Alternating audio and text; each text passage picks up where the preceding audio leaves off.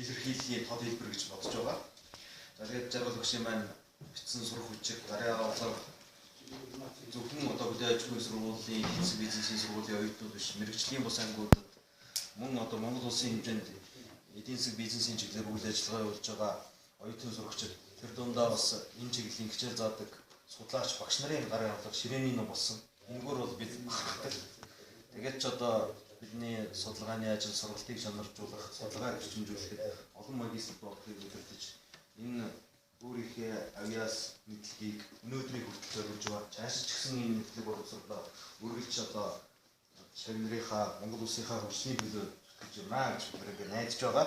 Тэгээд хөдөө аж ахуйн сургуулийн захирлын зөвлөлийн нэрээс танд бас талархал илэрхийлээд амжилт хүсье. Мөн одоо Монгол ёс заншлын дагуу авсан грантыг мөнгө цагааны эдийн хийжтэй хэлмээр яа.